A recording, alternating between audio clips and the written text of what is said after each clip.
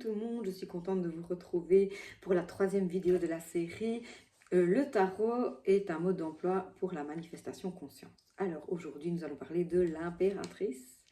Cette carte va nous parler de nos limites. C'est-à-dire que quand nous avons un grand souhait, nous nous demandons toujours si c'est possible pour nous. Est-ce que nous allons vraiment réussir à manifester ça dans notre vie?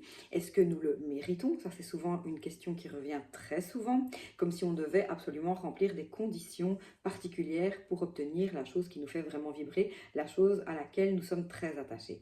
Et donc, l'impératrice va nous poser la question de nos limites, c'est-à-dire qu'est-ce que nous allons nous autoriser? Parce qu'en fait, la manifestation consciente, ce n'est pas un processus d'acquisition, c'est un processus d'accueil, c'est qu'est-ce que nous sommes en capacité de recevoir, qu'est-ce que nous nous autorisons à recevoir, et tout ça est une question de permission.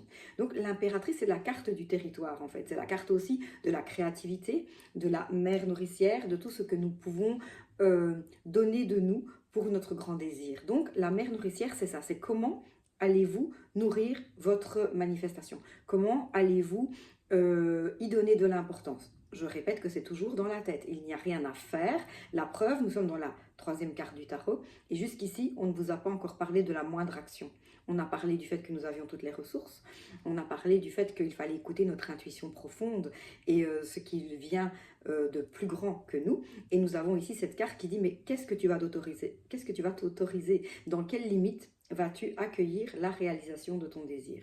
Donc quand nous tirons l'impératrice et que nous sommes dans un processus, j'aime pas le mot, donc dans un engrenage de manifestation, c'est-à-dire que nous avons compris que notre désir est déjà là, eh bien, qu'est-ce que nous allons autoriser à parvenir jusqu'à nous? C'est-à-dire, quelles barrières allons-nous laisser tomber pour que notre désir nous parvienne dans notre réalité 3D? En fait, jusqu'ici, quand on a parlé de loi d'attraction, etc., on a fait le processus à l'envers.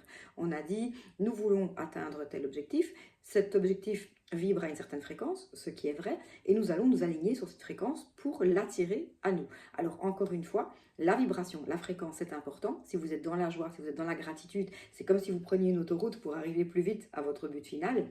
Mais si vous n'y êtes pas, si vous n'êtes pas dans le ressenti, la visualisation, ni dans les vibrations hautes, parce qu'on peut manifester ce que l'on veut, même si on est triste, en colère, énervé, en doute, oui, tout ça, ça marche quand même. Évidemment, ça marche moins vite.